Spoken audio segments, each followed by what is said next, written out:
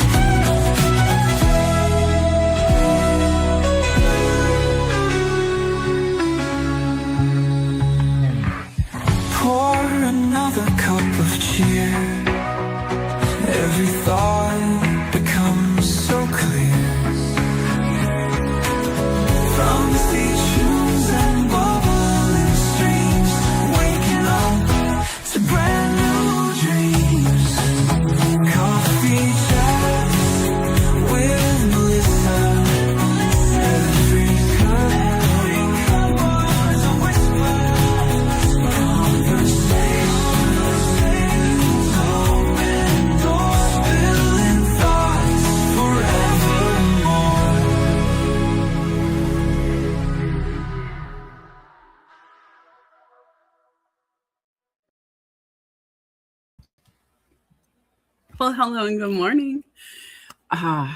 It is Saturday.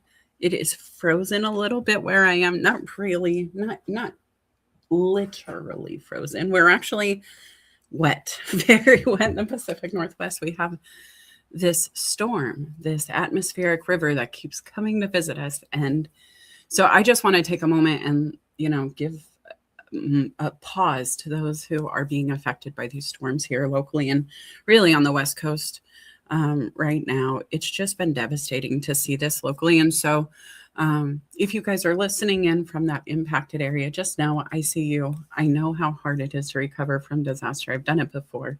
And I'm keeping my fingers crossed that we stay as dry as we have been blessed to stay as this continues to keep coming, because it just hasn't paused. And so that's kind of part of why I've been on a break, is I was a little worried about what would happen with our electricity and utilities as a whole. And we've just been lucky where I am. So send a good love, vibes, prayers, support. There's a bunch of ways you can help if you're in the area. But just that's where my mind is first this morning. Second, thanks for coming, guys. This is a show I do once a week. and pretty consistently. I just did my LinkedIn review and it said that I showed up pretty consistently this year. I would love to know how many days it said you showed up. I think on the LinkedIn review, it said 344 for me I posted, which is pretty good, being that we do this as a choice, right? This is not something I'm required to do by anybody but myself. And so, how are you guys showing up for you, right? Like that's really where this week's topic came from is why am I on LinkedIn? Why am I investing 344 days of my last year's life, right? My life this year. Why did I spend it here and with who and why? I also was looking at my year in review on Spotify. I'm a big fan of podcast over there. I like my music too. It was once Pandora. Shout out to the olden days, when I was rocking the recruiter's desk, when I was running a staffing agency, I would use Pandora quite often. But then my daughter understood the power of a cell phone and headphones, and she would unlike all of my favorite songs because it wasn't Frozen. And so quickly my Pandora became her Pandora and I shifted over. So long story short, I'm over on Spotify. It gives me my playback and I realize, wow, I have spent 8,000 plus minutes in podcasts just on Spotify. If you think about me on LinkedIn, 344 days giving, receiving data, right? That's what we do here. We exchange information. It's like the best mastermind I've ever found, especially at the low cost of free to get started. We've been putting in the work. And so when I thought about what I do, why I do it, how I do it, coming up on another year's end, right? We're getting ready to come into 2026. People are forward thinking. We're really getting going. I started to ask myself, like, do they know who I am? Do I have a clear message to people about what I do? Do people understand the work it takes to be a life coach and kind of what that encompasses? I know there's a lot of people out here who do coaching, but to really define it for how I offer it is kind of unique because truthfully, I am not a standard, and finger quotes, air quotes here, coach. I'm just not. I'm a little bit different than the rest. And that's what I love about myself. And I'm really proud of because there's a few things that I lead with. One is fun. The other is passion. And what I realized about myself growing up is if I wanted to do it, I would jump into it full throttle. If I didn't, I wouldn't. Every report card told on me, right? If I did not find something immediately exciting, I was a disinterested individual. And so as a grown-up who doesn't get to just be disinterested, right? We have to go to work. We have to do the thing. It's very repetitive. Sometimes it can get super boring if you're doing the exact same job over and over. I think about I Love Lucy and her on the chocolate factory line, right? It's just the same rap movement. And then they speed it up a bit and it feels a little new, but it's really the same thing. And it feels exciting, but it's not. And eventually it becomes overwhelming because it's just the same thing over and over, but just faster and faster and faster and faster. And that's when I come in. I'm like, wait, let's slow it down. Let's get some clarity. I started as a consultant. So if you're new to the show, welcome. My name is Melissa Houston. I am the cultivator of dreams, motivator of human capital. What that really means for those who don't know is I help people like you figure out who they want to be when they grow up. And we get a plan together. Okay.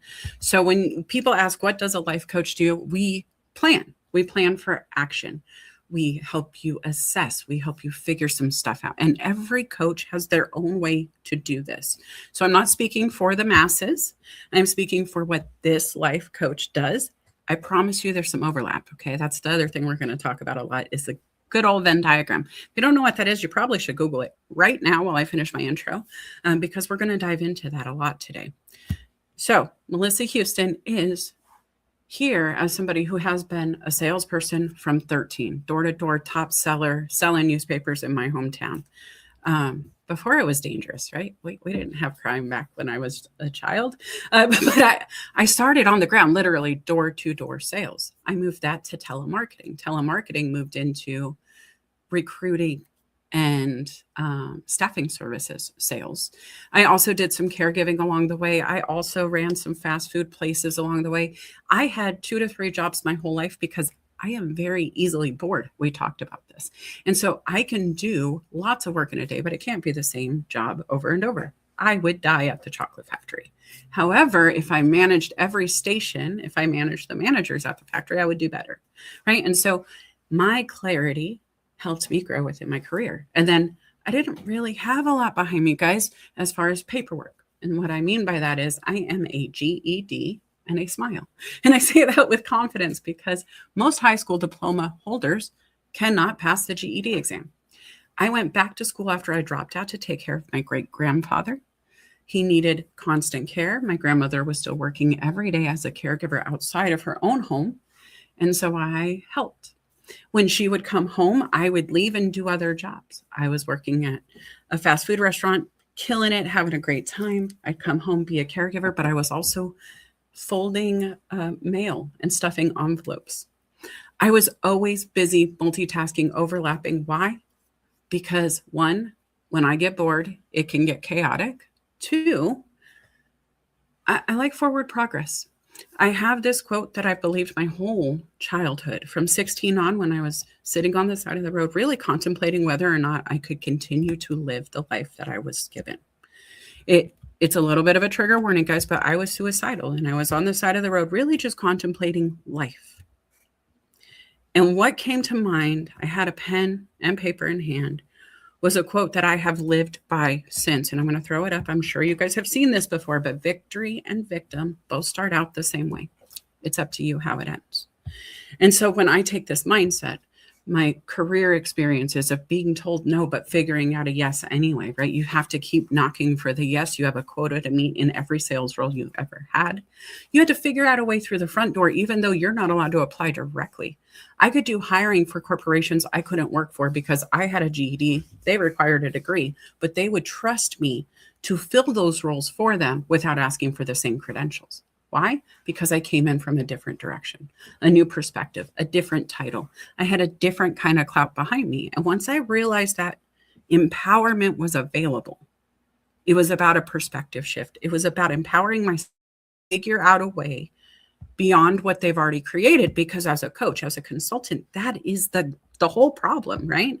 The reason they can't fill the roles, the reason they have to pay a third party to help them fill the role, the one that I can feel that they can't, is because I explained to them the power of forgetting about the degree and looking at other ways that they have invested in their potential. Okay. So what I do with my Venn diagrams, with my coaching, with my consulting, with my entire career, was to figure out how to get from victim to victory, from this isn't working to let's make it work. I went back to elementary education concepts. Silly me. It's what I remember most vividly from my educational career. So if you haven't Googled it yet, you should be there. But this is what it looks like. We plant seeds, right? So the left circle is always kind of where we are today, at least in my coaching. We assess the problem. Maybe it's your current role and you want a new role. Maybe, like we've talked about before, there's a high school student who wants to be in the NFL. This simple process can help us plan for that. So what we do is we plant seeds from the center. If the right side of the circle is where we want to go and the left circle is where we are today, what we have in the overlap is the seed to grow on. It is the unifying thing that we can work from to keep moving into the next circle. And the true purpose is to make these circles become one. As we move the things out of the left side circle, it becomes easier to push into the right side circle. Anything that's on the right side circle we don't have yet becomes our working to-do list.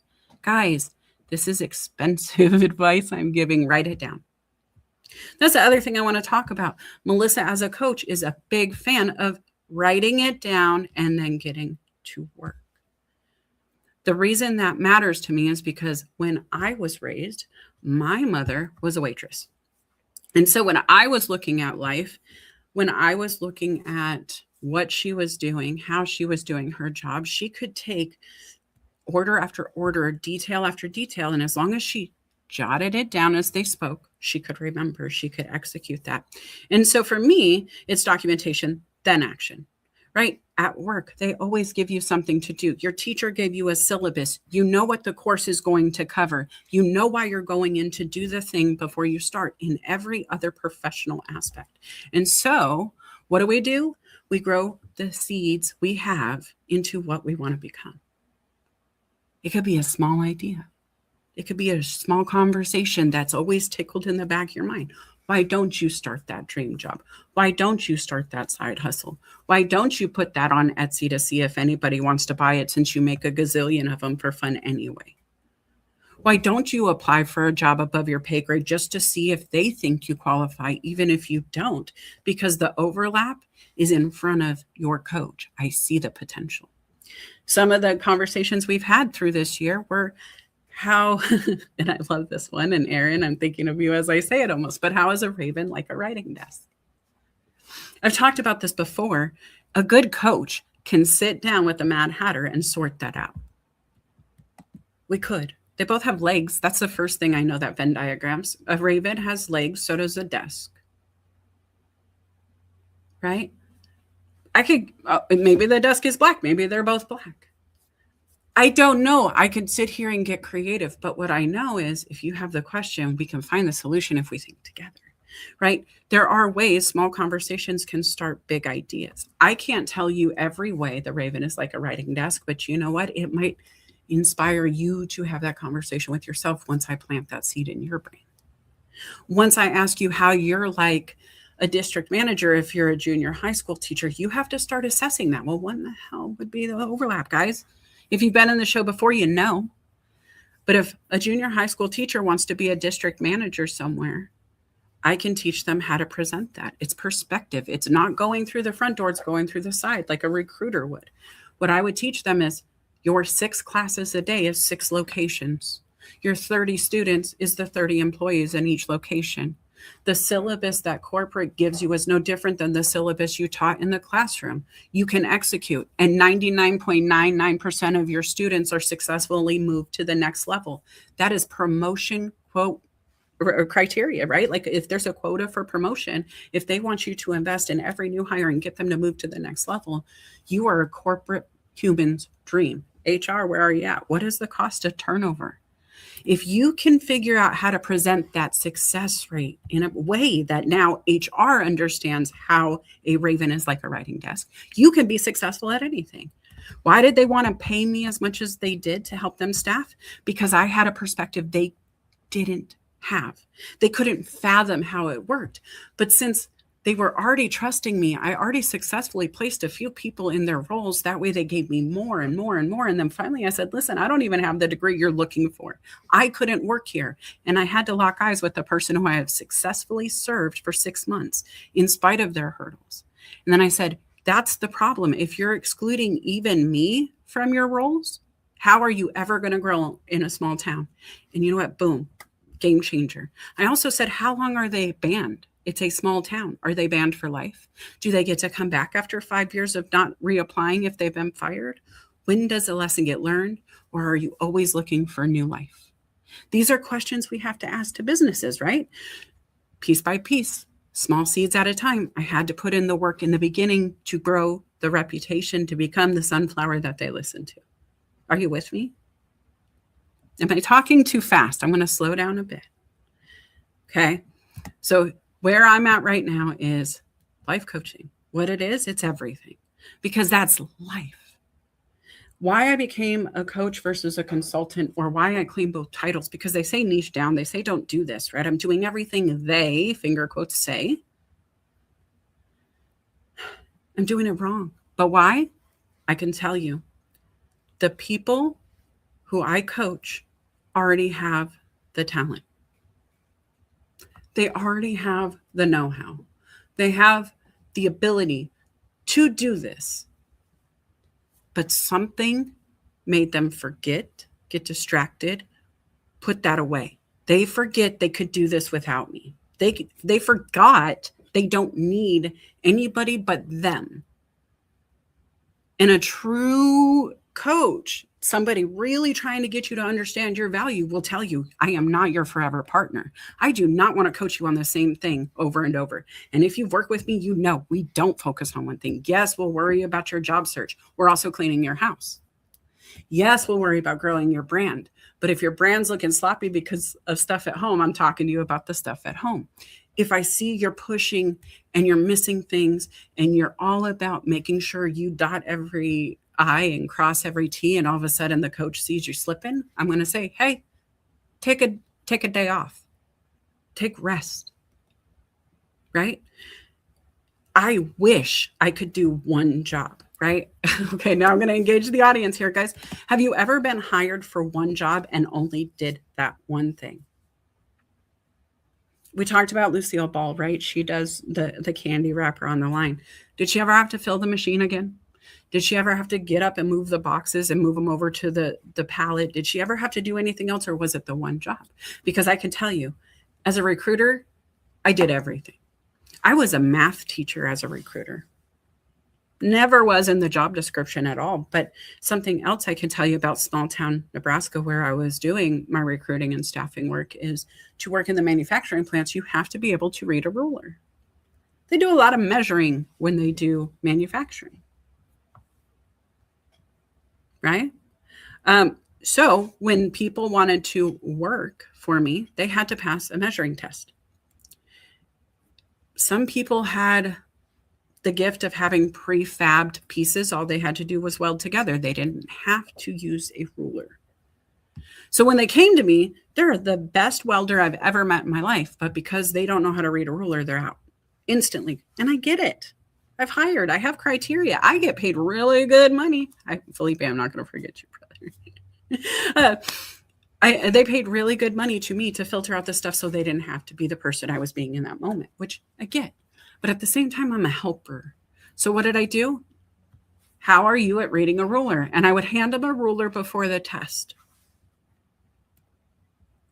And when they looked at me with panic, when I watched their face change, when I could see there was a struggle, I said, well, let's talk about it real quick, because they do require you to know how to do it, but I can show you. And so for 10 minutes, we would sit and talk. And Annette and I just had this conversation. She's always around students' education. We were talking about tutoring and all the things, right?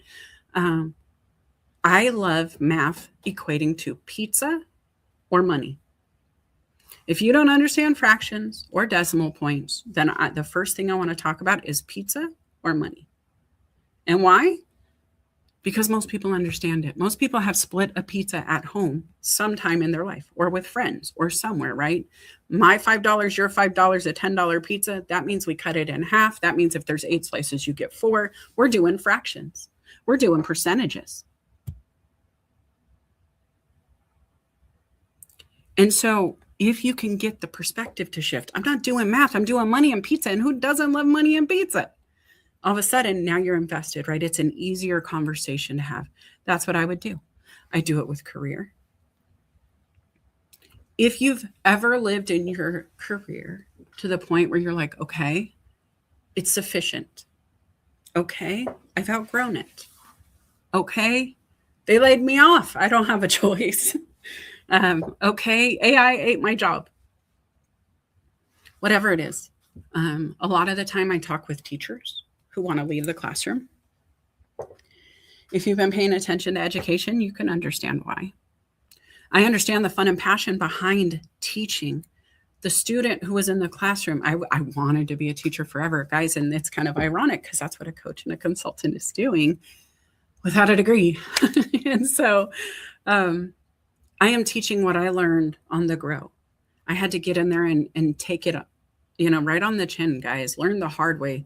Learn to craft my sales message at 13 years old, door to door. I was interrupting your life to your face. I am the worst kind of salesperson at 13. And somehow I was the top seller anyway. Somehow that ability to find fun, counting the steps in between the houses, realizing that sometimes if I ended on 7 bricks, it just seemed like a luckier house than if I ended on 4 or 6. if I look back, I think it's because the houses were bigger and they probably had more time, money to invest in reading a paper and having a subscription.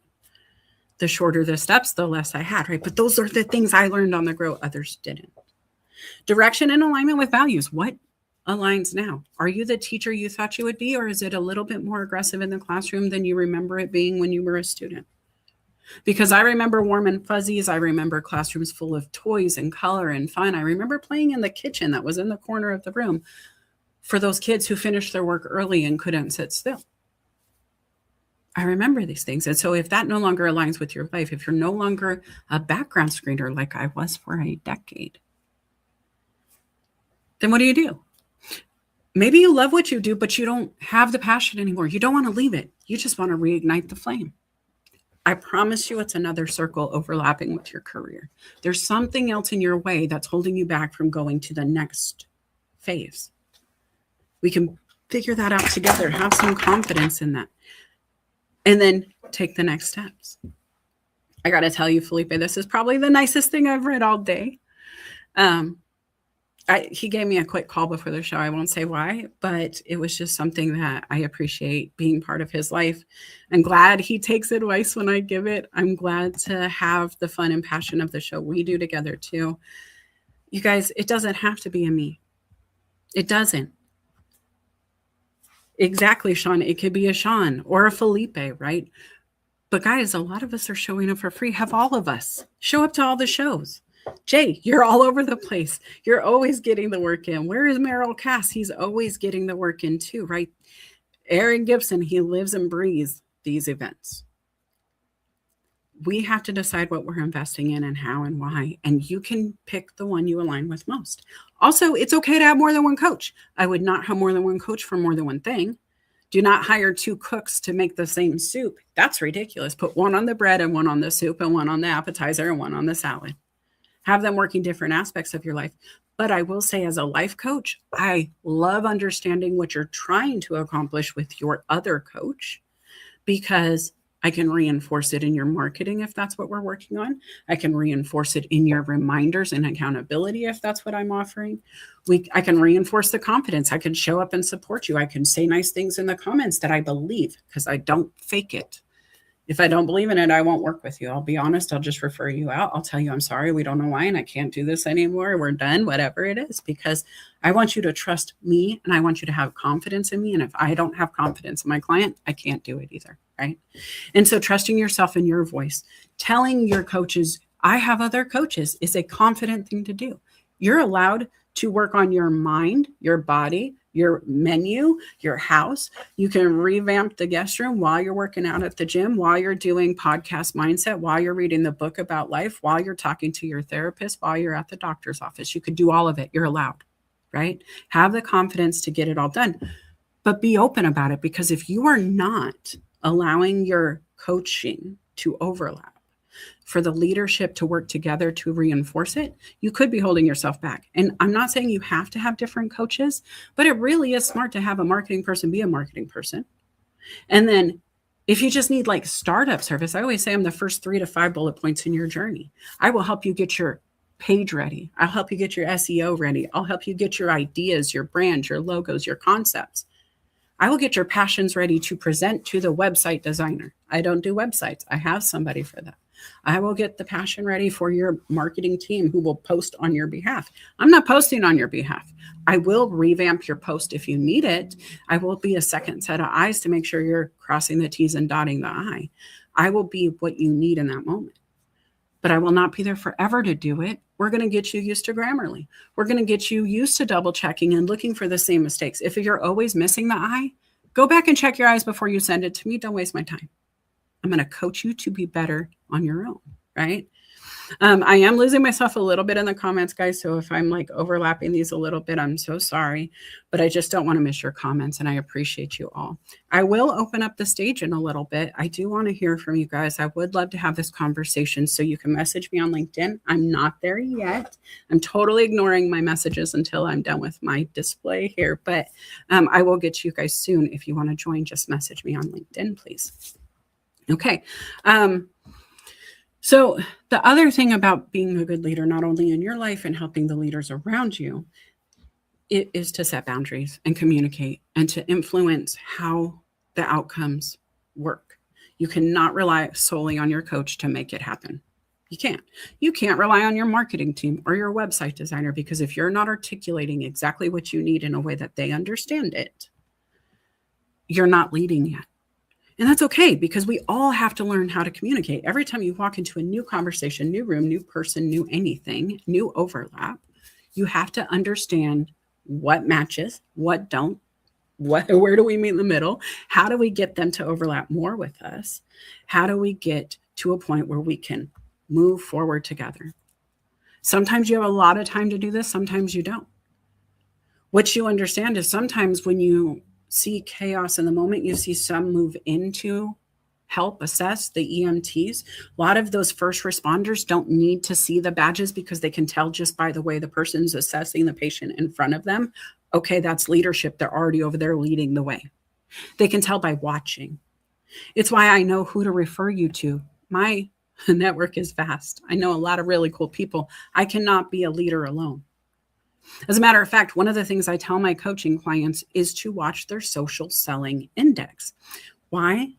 Because you can't be the smartest guy in the room and still expect to grow. And I mean guy figuratively. Ladies, I see you, all of those who are non-gender conforming, I see you, welcome you too. But you cannot be the smartest human there. If you are always the top 1% of LinkedIn, at the top 1% of your network, who are you learning from? Where are you being fed on the platform? Or are you just feeding? Because it's okay if you're giving here, but how are you filling your cup to stay relevant, be on top of it, make sure it's industry related, life related? Like, yesterday's job market is not today's job market. A decade ago, we moved completely different than today. Some of this stuff is circling back. Some of the stuff, like a paper resume delivered to the front door, is more efficient and effective now. Sometimes that just ends up lost in the breeze, because if it's not digital, it never happened in some of these companies. It's about mindset. It's about figuring it out, right? It's about being aware of how it happened before, how it could happen again, what you want to prevent, what you want to repeat. One of my favorite questions, and you should write this down if you're a job seeker, to ask during an interview is, what did the last person do really well in this role? And the only question I like to ask right before that, because I like to leave them on a positive note, is what did they do that you wish it wouldn't continue? Like, what can I do to change the bad behaviors? What bad behaviors exist that you're looking to stop if I enter this role? And then asking them, well, what were the strengths? It reinforces that you know there's both sides. It reinforces a positive feeling at the end of the conversation, because if they're mad at Bob and you end with Bob, you're still leaving that taste on their tongue at the end of your conversation. That's a bad idea. There's other ways. You look at yourself. I got to be honest, guys, my life is shifting. If you guys haven't been paying attention, I have been going through some stuff because I am separated from my spouse. We celebrated 18 years together this year, and just days after that anniversary, life changed. He has been out of the house since, and it's been hard. It just has. And what I've noticed about Melissa, and this is another reason I went on break and took some time, is that when I'm not sure what's next, when I'm not sure what happened, when I'm just kind of sitting there like, okay, I pause and I assess and I reflect and I think about everything. I also do it because I want to know what my pattern is. I want to know if my actions are being intentional in this moment. Am I reacting in this moment? Am I responding in this moment? How am I moving? Why? And I go back to the elementary education concepts. Who, what, where, when, why, guys. And this is something we all need to do because relationship comes up next.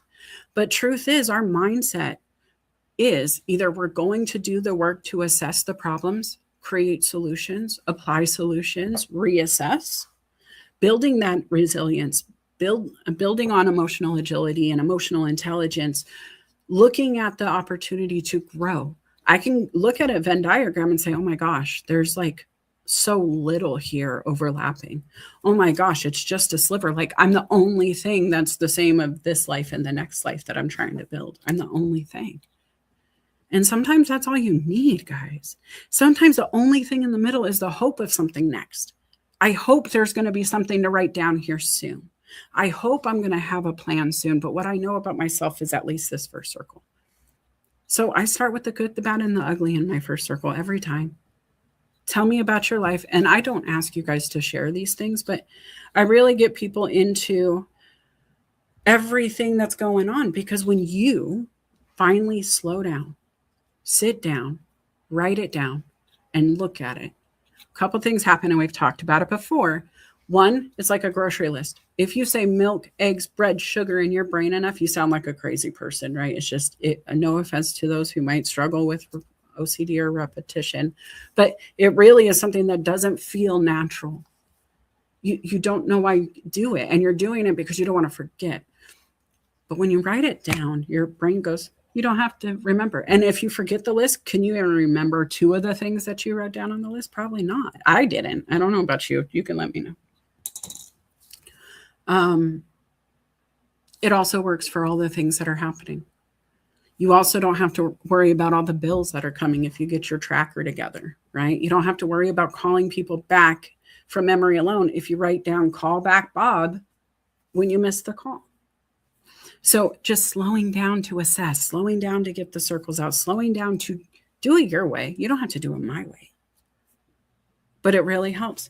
And that includes relationships, because 99.9% of the time when I'm struggling at work or in any way, truthfully, it's because a relationship is unsteady.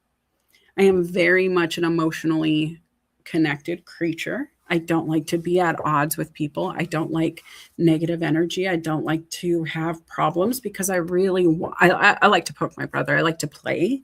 I like to thumb war and, beat you at Connect 4, and definitely competitive.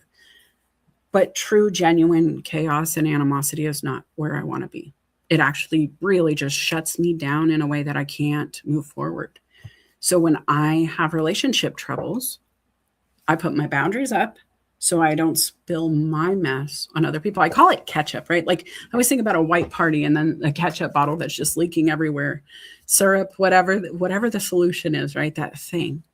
And I know I get messy when relationships are hard. I know I get emotional, and then I start responding, which is the emotional women aspect of the coaching, right? Like there's a reason those emotions rise. And when we assess the emotional responses we're having and the trigger of it, not just band-aid the feeling of the stress, the anxiety, the sadness, not just get over the moment, but understand where the root cause came from, the seed that started that growth of that feeling, then we can get moving, right? At least I can. That's me. But everybody that I've ever talked to, when they get clear in their relationships, their boundaries in their relationships, what they can accept, what they can't accept, they get their top 10 list of who they want to date, the qualities they want in a job. I mean, I use a top 10 list for a million things. It's fun. But as soon as you figure out what you want, you realize, well, this isn't it when it arrives. If you know you want chocolate cake and you see raspberry coming, you're already disappointed, and it's not them. It's a beautiful cake. Sally, do you want the raspberry? I'm waiting for chocolate. It's clear. It's not even messy. It's just, no, thank you. I'm waiting.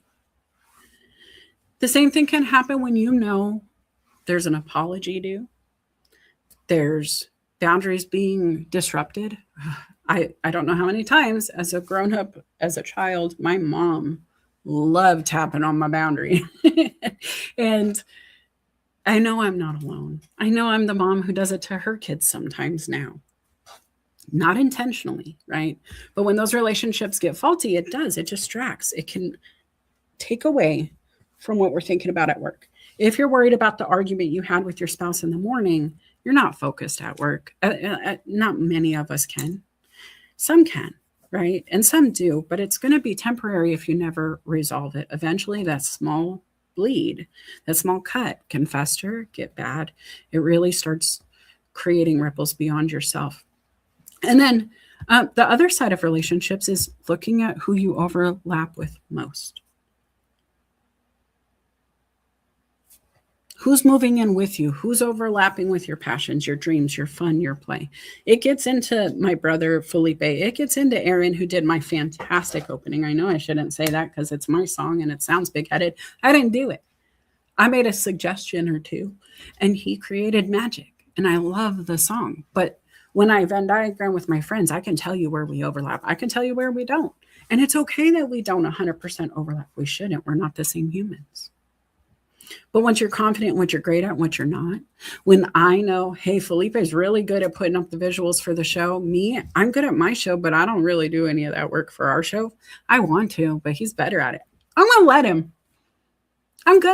And I'm just going to come in with the zingers or the funny or the story or the whatever. And I'm going to move you in a different way because truthfully, he's better at that. And I don't want to fight and I don't want to do it. And it's beautiful. But if I wasn't clear on who I was or why I wanted to do what I do, my way, his way, whatever, if he wasn't clear on what he wanted to do, it could get messy, right? And it's simple, guys. You can get into a room with a team. I have coached so many business teams on communication and working together and how a Venn diagram can get a team to do their job, but the whole job together, right? We can have a project and break down project management task into a Venn diagram. Some of you have seen it in your project management tools. It's like automatically built in now. We're talking about alignment when we talk about Venn diagrams and life coaching and making sure all the things you want to be the core, your center, what you say is your life, align. That it is sustainable, because the hardest part is when it's not, guys. I'm going to tell you, as somebody who has been through, good and bad relationships, good and bad endings. I lost a fiance a few days before the wedding in his sleep at 27. It took me some time to recover. I recovered. I had 18 years of marriage with my husband. We're still married. I don't know what comes, but I know we're not in alignment, and that stinks. Now, as a coach, I can tell you there's work that could be done to do it, but it has to be agreed upon, right? That's a thing. And so when you get clear on where you stand and your alignment and what overlaps with you and what doesn't, it gets clear for both of you in relationships. And so this works for marriages, business, coworkers, business partners should be doing this to start. What do I do? What do you do? How do we overlap? What do we do the same? What do we do differently? Understanding what triggers you. One of the first things I have to do in a relationship is explain what makes my body uncomfortable without my permission. It's unfortunate my body does it, but I am a survivor of different types of abuse. And so it was unfortunate for my husband, but when we first started dating, if he tried to cuddle me in the middle of the night, I would swing. Just my hands would start flapping, don't touch me in the middle of the night. And it was a trauma response from a childhood event. It took a long time for me to get calm enough to not respond that way anymore, to feel the safety, to feel the peace, to have that alignment and regulation, to know that was not danger, right? And it takes time, and it takes support, and it takes routines, and knowing that consistency is there. It takes being aware of what triggers you and how you respond to that. What you can do to maybe get calm before bed so you're not higher stress level, because that always made it worse. And when I would go to sleep, if I was stressed before bed, I always had worse dreams, right? Just simple concepts that I figured out about me and that I tell you about me, so maybe you can try for you. And then I tell you the outcomes of others, right? There's others who have successfully done this. There are people who are changing their lives in ridiculous ways because of one or two conversations. I don't even, for the longest time on LinkedIn, I was coaching one time. You got 1 hour. Maybe we did 4 hours. Maybe we did a couple hours in one day. Maybe we did a few sessions in a week, but we didn't meet for very long. I just sent you on your way. I was like, nope, there you go. And then eventually I said, maybe I need to do a year. I wonder what would happen if I opened it up for a year. And then I got to watch my clients, right? I got to watch them evolve. And the things we started working on became a little smaller in the bubble of the circles of the Venn diagram. And different things became a priority because we had slowed down and assessed, well, wait a minute, hold on. I know you said we got to do this, but what am I hearing here? Once you get aligned emotionally, mentally, physically, financially, once you understand where you stand, you can start moving forward. But if you don't know where your footing is, if you start moving on the top of a mountain without understanding if you're on a stable ground or not, you can cause an avalanche.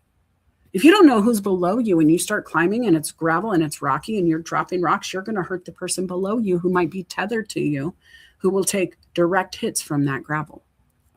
You need to make sure you're aligned and not moving in a way that could hurt others, especially if that's the point.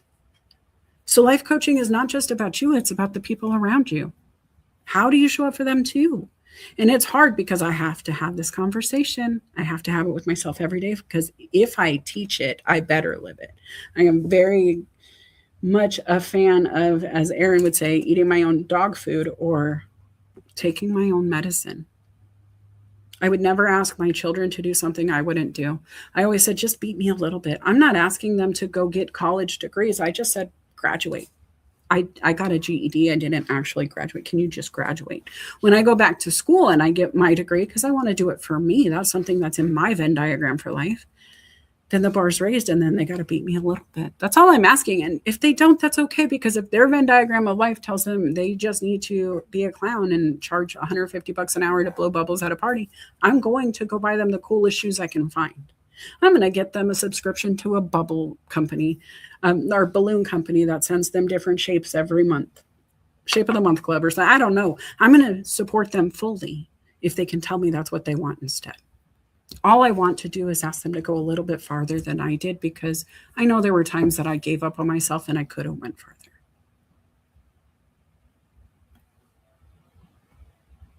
I just want you guys to think about it for you. Is it you holding you back? Because I've held myself back. How did I hold myself back? I didn't ask for the help I needed. I didn't get the clarity I needed.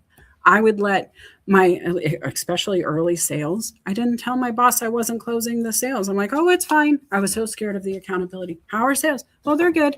I had nothing yet.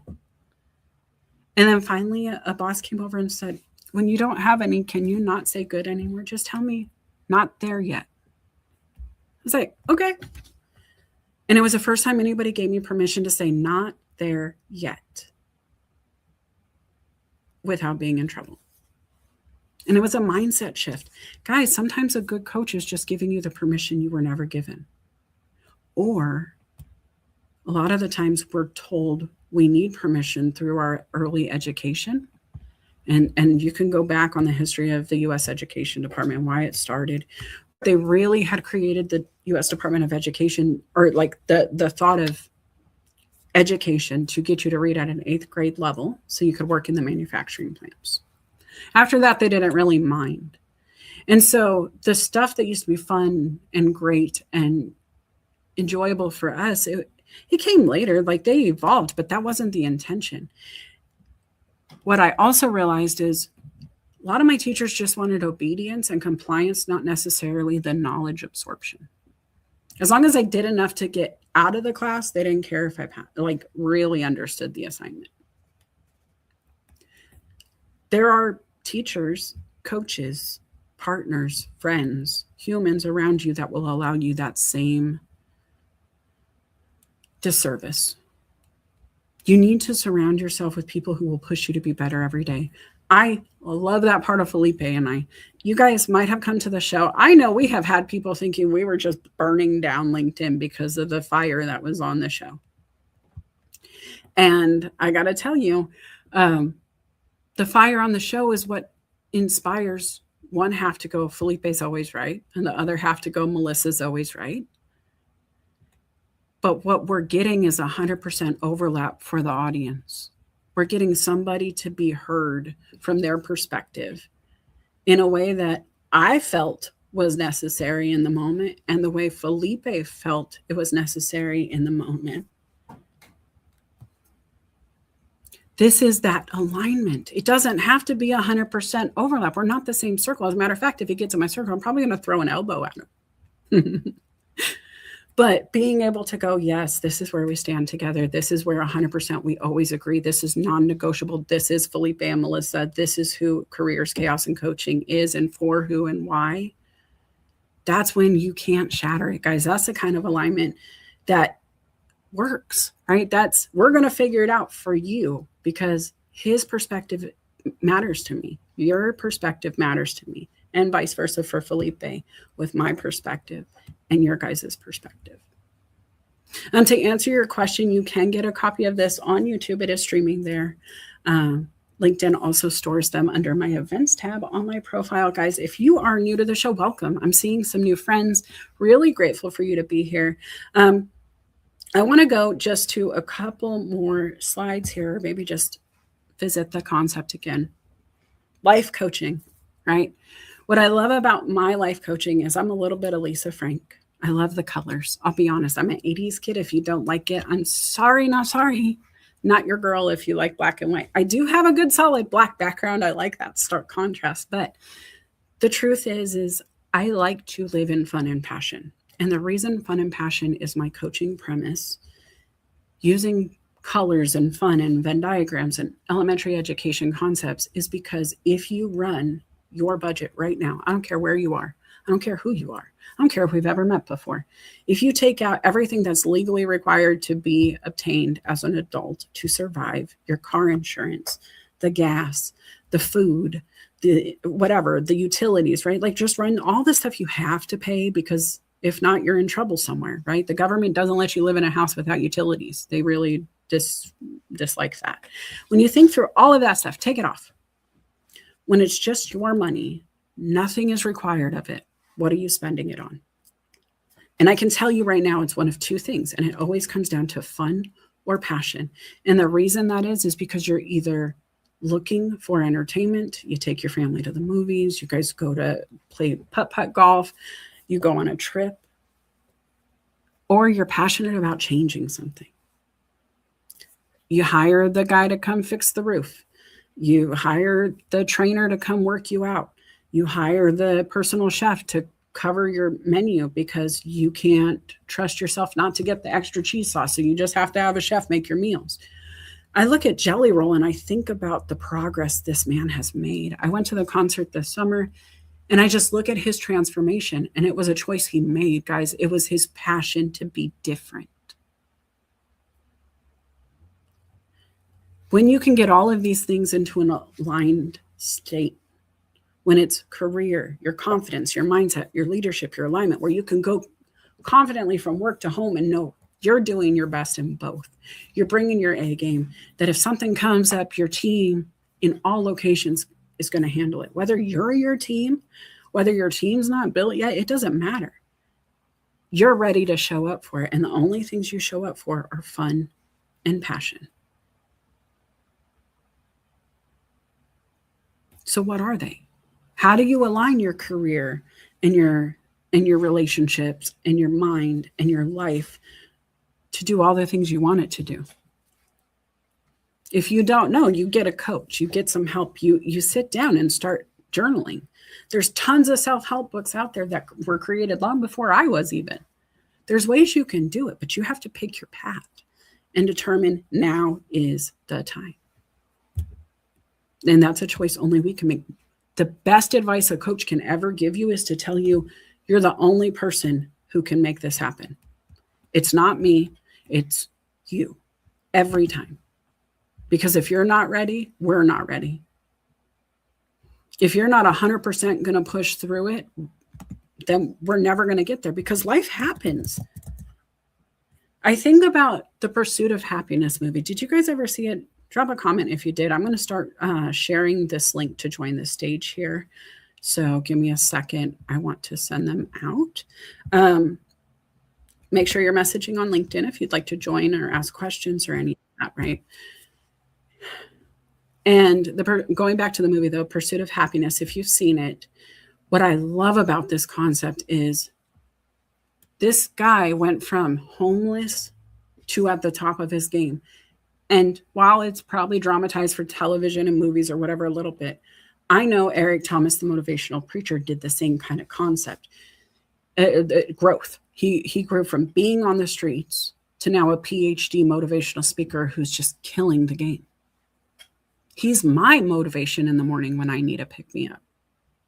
Everybody should have a coach or somewhere they're being fed, guys. And so when I think back to The Pursuit of Happiness, he had to get to his interview, and he even lost his shoe, I think, right, in the movie. And I'm not going to give away all of it.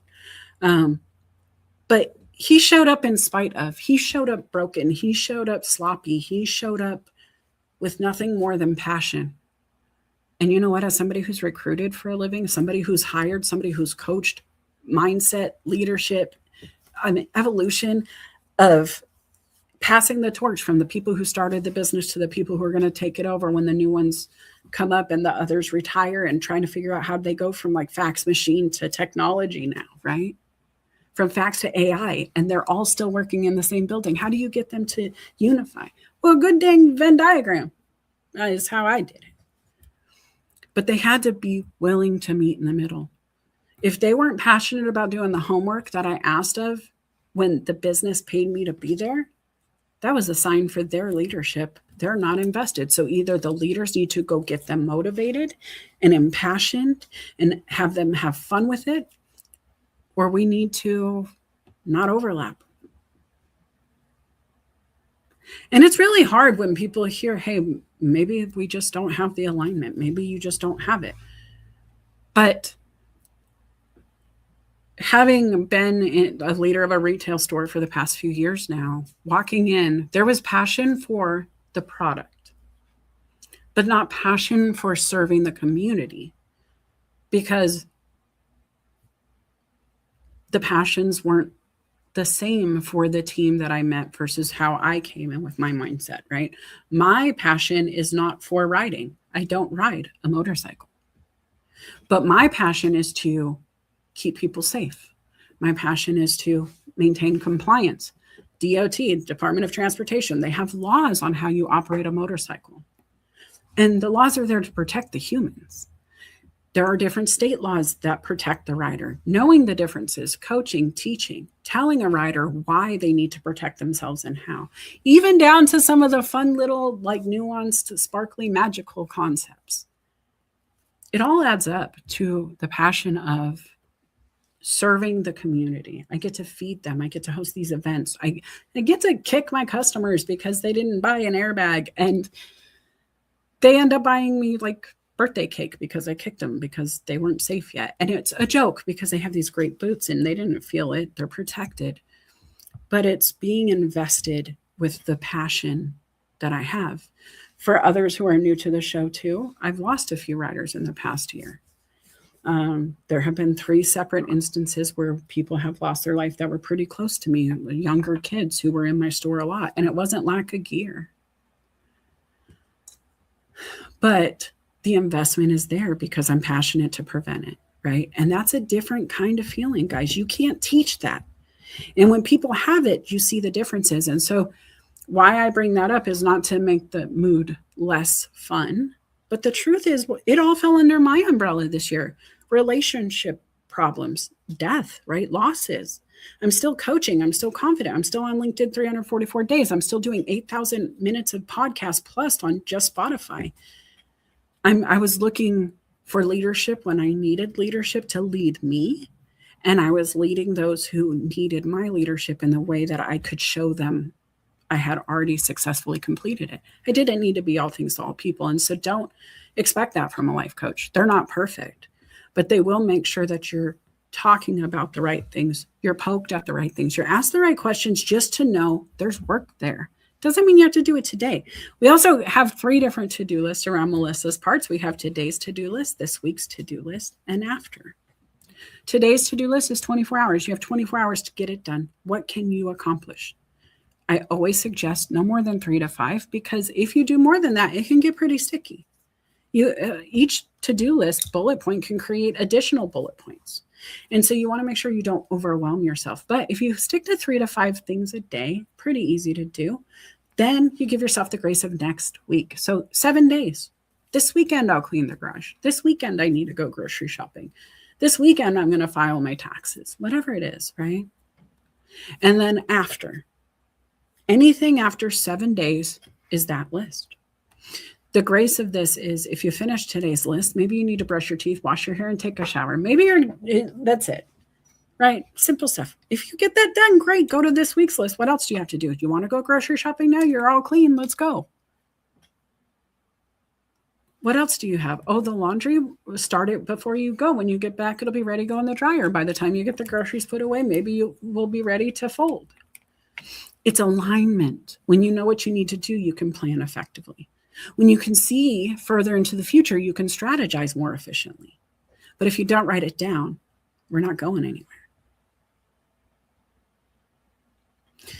If you want to join the stage, guys, let me know. I want you to come up here. But what are you hearing? What is coaching for you? Have you had a life coach? What did it do for you? What are you working on? These are the questions I want you answering for yourself, whether it's openly, publicly, in front of everybody or not. Are you answering these questions for yourself often? Are you ready to get busy being aligned, not just busy? Because people can tell you all the time that they want it different, that they're ready, but then they don't come to the appointments. I've had people who had free opportunities to coach and they disappeared. They weren't ready for the work. I'm not mad at them. Maybe they found a different coach. That's cool too. I wish they would have said goodbye in the moment, right? I wish they would have had that boundary established, but also I wish them well and I pray for them. I truthfully, I'm a brain coach. I can't help myself.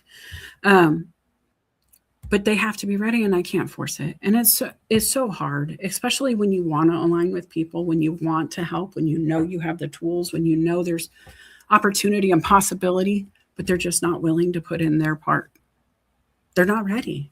And it doesn't matter why they're not ready. Maybe it's too heavy today. Maybe it just is too much. It just feels like the one final straw, right? And that's okay. When it gets lighter, you can come back. You can start again. But what I want to do is plant the seed of the idea of, are you going to grow? Are you looking at your Venn diagram? Are you asking yourself the hard questions? It's why I do this for free for 2 hours every Saturday. It's why I show up with Felipe at Careers, Chaos, and Coaching. I mean, heck, guys, why do you show up? What is your reason?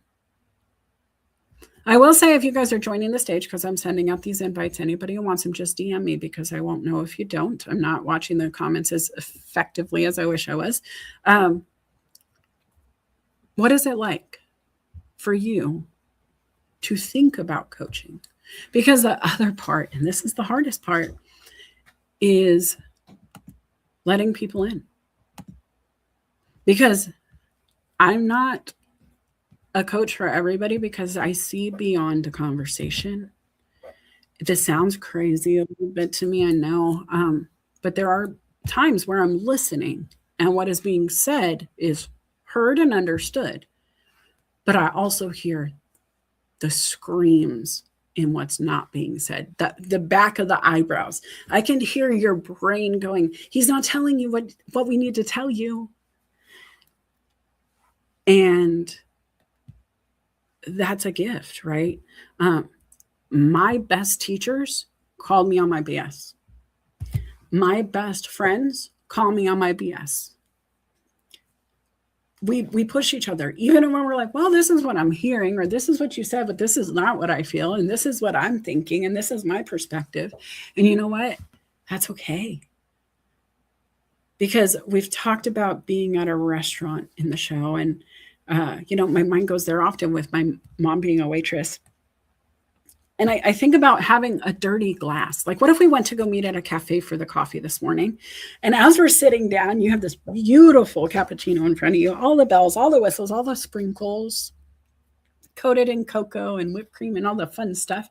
And then all of a sudden, my face squinches. You look different. I'm not looking at you normal. I say, don't do that. Don't drink that. Are you mad at me for saying don't? Or are you going to ask me the question of why? Because the next statement could be, I see lipstick still on the rim of the glass from the last person who drank from the cup. Or you could think I'm just trying to take your cappuccino. You could think I'm just trying to prevent your happy. Or you could wonder what I see from my perspective and be open to that. And so just think about that. Who's pushing you? Who's got different perspectives for you? Felipe is here. He pushes me often. I'm excited for that. Also, I'm going to tell you guys, if you're coming on stage, we do no video on my show because we just want it to be about the show. It's very old school audio style, but I never wanted to give that up. And so thank you for that. Felipe, dude, like so many things I've thought about today, I've talked about today that I'm like, where is Felipe? I want to talk about this with you. And so we might have to do a follow-up on this, or at least just describing coaching in general, because I think there's so many ways we can approach this as a whole. But talk to me, Felipe, what's coming up for you? No, I'm loving what you're saying because I mean, look, at the end of the day, coaching, there could be a million coaches, there could be so much coaching opportunities, but if you're not open to being coached, it's never going to work. You said, calling people out helps you. It helps me too. I don't beat around the bush. Tell me straightforward. My CEO, God bless her, we were having a one-on-one last week. Are you typing, Houston? Yes. I can hear it wonderfully. Thank you. You're welcome. And so she sits there and she's like, I know you've been really busy lately. I know you've had a lot going on. The last two things you sent me to review, I kind of could tell you did ChatGPT it. Are you okay with everything? Are you okay with your workload? Do you need help? I'm like, no, I was just frustrated because I spent all this time on this one thing. It didn't work. And then I tried to fast track the solution. Thank you for calling me out. And she's like, I'm not calling you out because it's bad that you're using it. I'm calling you out because we don't hear your voice. We don't hear Felipe. And that's what is one of the things that you make an impact on is your voice. And when you use ChatGPT, we kind of lose that. And so I was glad she called me out on that because that was her way of coaching me, being direct and real, but being, caring the same way. But there's also indirect coaching, and I'm going to share this something with all of you all that I shared with Miss Houston here, is that God puts people in our lives for a reason, and I truly believe that He put Melissa Houston in my life for a reason, for many reasons. But again, it's about reaching out to those people in your life that are knowledgeable about something and seeking out their advice. Sometimes we wait for the advice to come to us, but sometimes we have to go out and just ask. And so I think I shared with some of you recently that my son got a motorcycle, and he's 23 years old, he's of age, he paid for it himself. And I called Houston and I'm like, all right, guess what my son did? What recommendations do you have? And she gave some recommendations, which he had already done most of them, which I was proud of. And then Christmas came along and like, hey, what ideas do you have? And she gave me some good ideas that were fun and safety related too. So I was like, great ideas. And I purchased them. And then yesterday, he was going to a holiday party and he was going to take the car and he's like, you know what, I'm just going to take a bike. It's not bad. It stopped raining. It's all good. And I'm like, all right, well, you're going to DC, just be careful down there. And right before he left, I said, you know what? I'm going to give you an early Christmas present. It's something that Melissa told me to get for you, and I just want to give it to you now. And it's called a Guardian Bell. It's a bell that motorcyclists give each other. You can't buy it for yourself, but it's meant to protect you and guide you and have an angel looking over you kind of concept. And it has to be gifted to you. So I told Brady that, and he's like, actually, that's kind of cool. Thanks. And so he put it on his keychain and he went on his way. 25 minutes later, Brady calls me and says he had an accident on his motorcycle. Now, any parent would understand the freak out moment you have in your brain. And first thing I asked him is like, are you okay? And he said, yes, I'm just pissed. I'm like, what happened? He didn't hit anybody. Nobody hit him.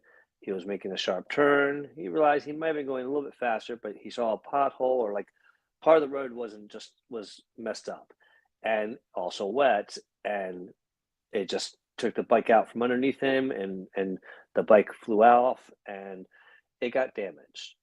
he is 100% okay. He has a scratch on his arm. He had good gear on him. He was protected. He got a little bruise on his leg, but the bike is not drivable right now. It's got some dents. He's upset about the value, the first scratch, the fact that it's not drivable, the fact that he has to invest more money when he doesn't have the extra money right now to invest. But at the end of the day, I'm so grateful that he's okay.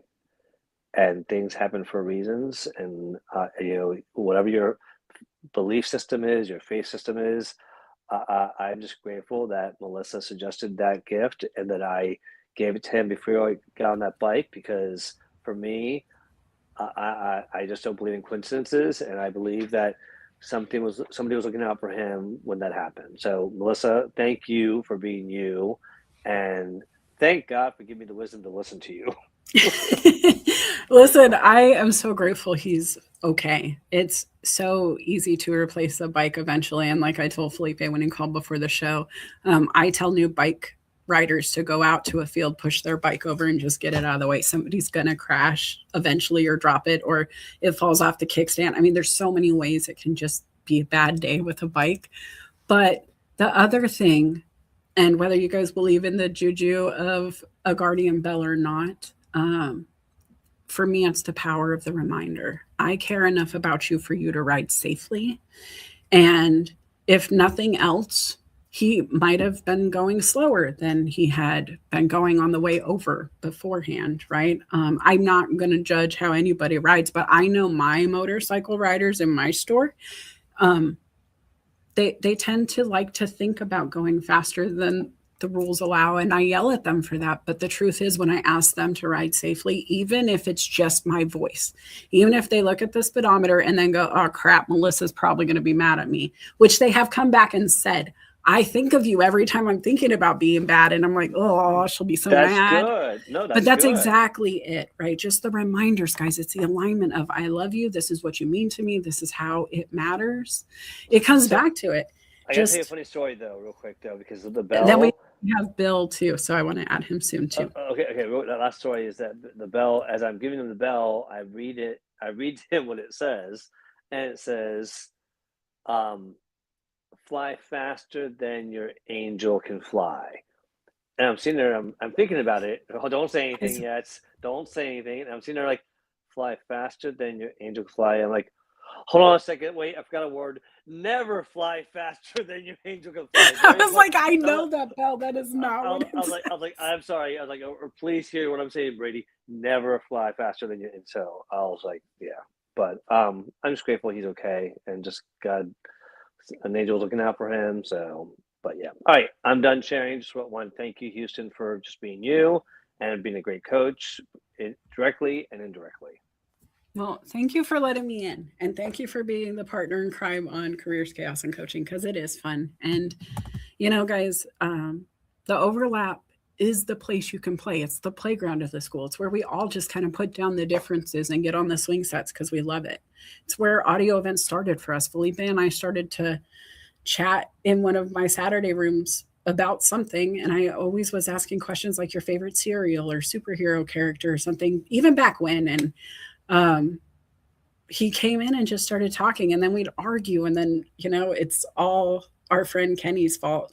Kenneth Dunner is the reason Careers, Chaos, and Coaching exists, because it's like, y'all need your own show. Felipe, leave Melissa alone and get off her stage. Do it in your own show. And so we did the very next day, and it was great.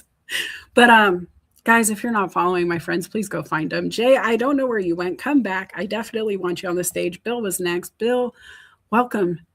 How are you doing? What's going on? It's Saturday. Hold on. No, there you are. You can hear me? Yep. Oh, it's Saturday, yes, and it's going well. I'm just kind of waking up. Did you mute me? No, you're talking. Oh, okay.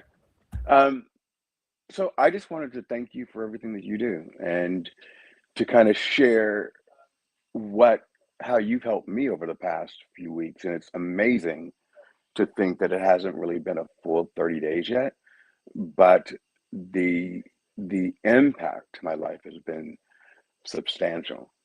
I don't I'm pretty guarded about, which is funny because I'm all over the place, but I'm very guarded about my my personal life and my home life and struggles that I'm going through in a day to day. I always try to keep it love and light and happy and exciting. But underneath the current, there's a lot going on.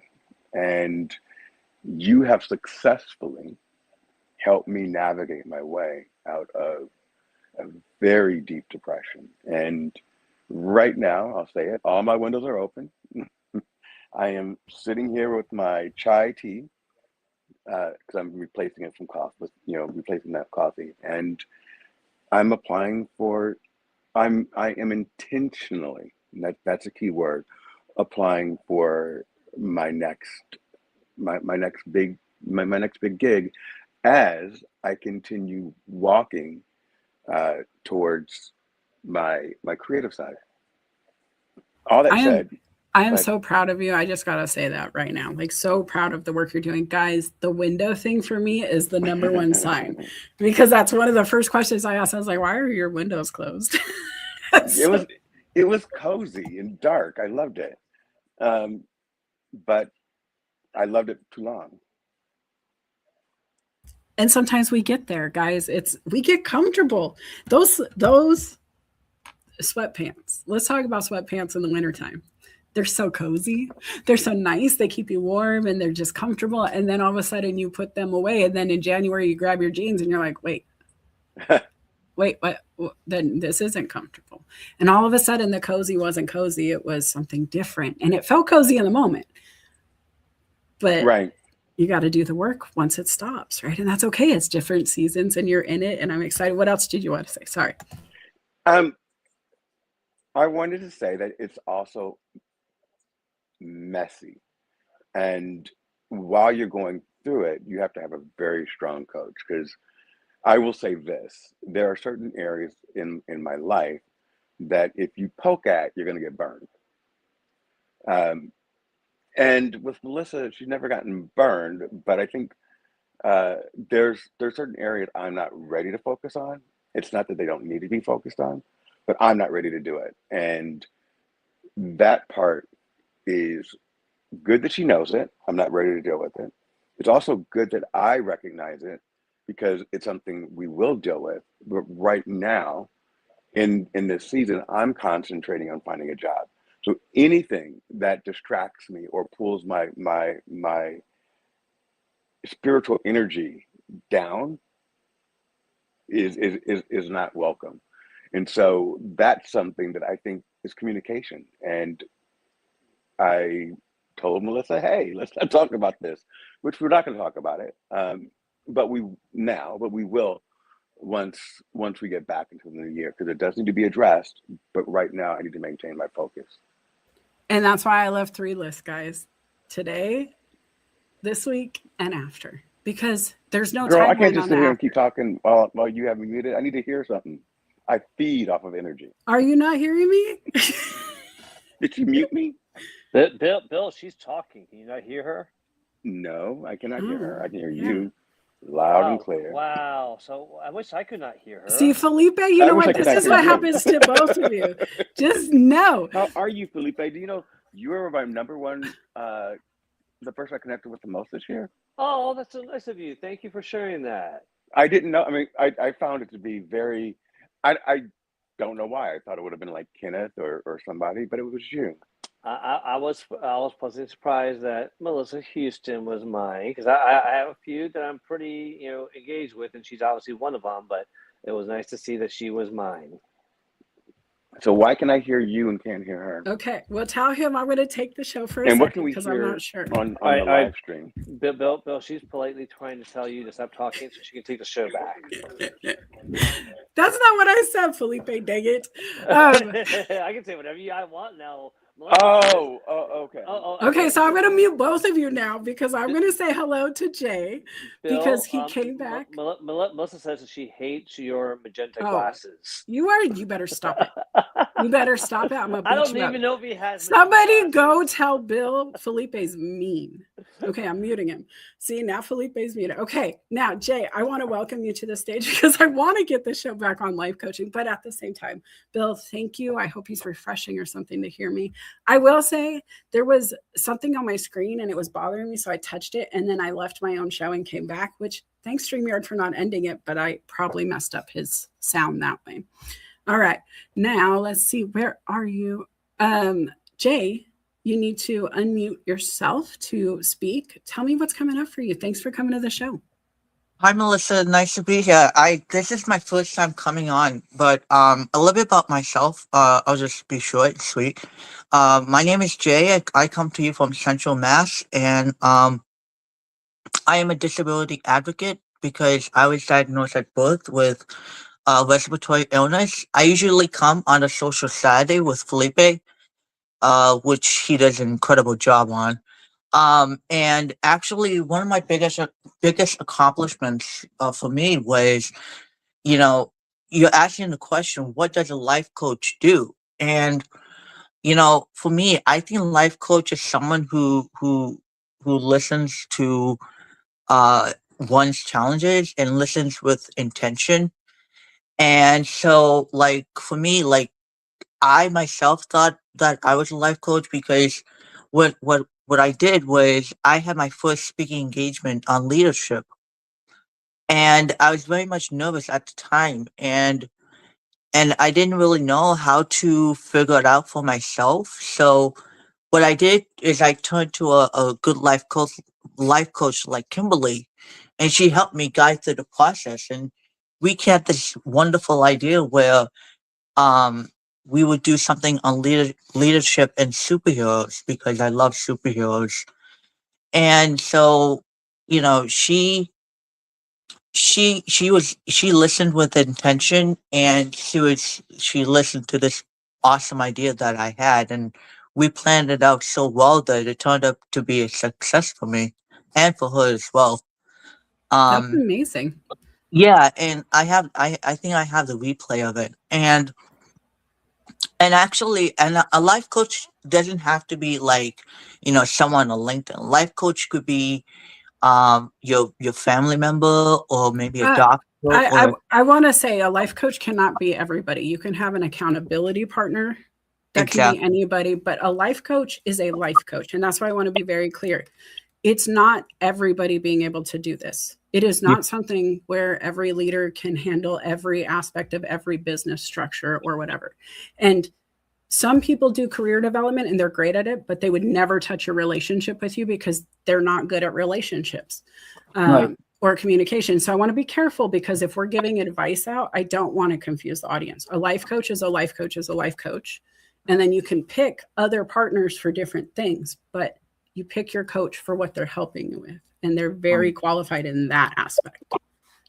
Right. And at the same time, you want to make sure that the life coach that you are seeking, they don't have certain how you call it, like emotions, like anger or frustration or something like that. You want to do. I don't know if I agree with that, Felipe. I'm going to bring you in. I get frustrated with you all the time. And in my frustration, there's usually a lesson because you're not listening and you need to be.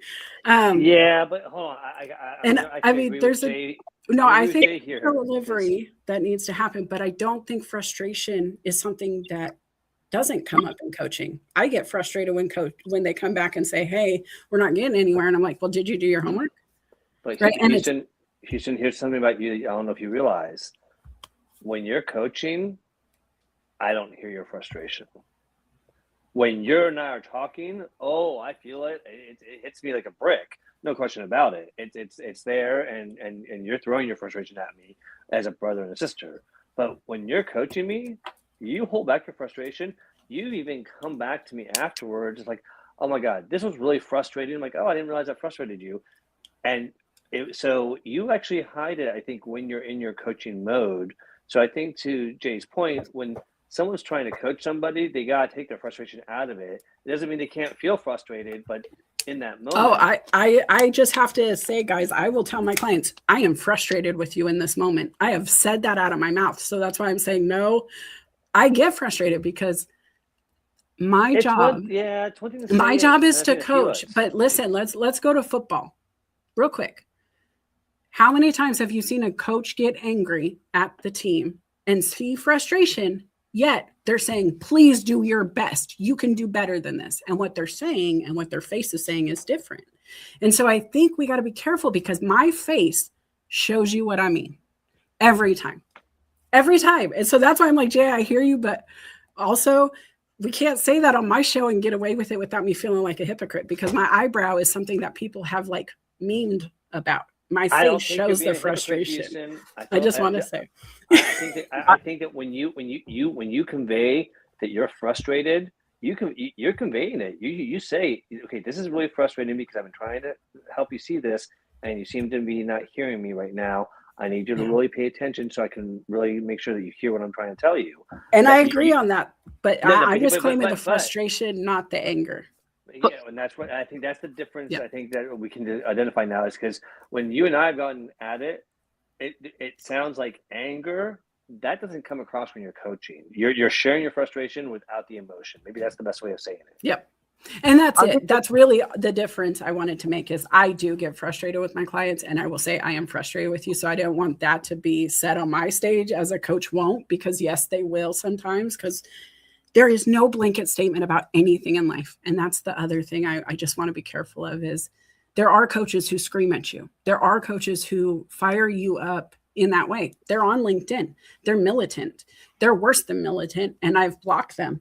So I think it's everybody finds the coach that works for them. But some of those Navy SEALs guys, they don't do well with my bubbles, right? They're just not into that kind of thing. The eyebrow, yes. But I don't portray that online. Others will get really aggressive, scream into the mic, do their reels. They're yelling at you to get your attention. And some people gobble that up and pay 5 figures a year for it.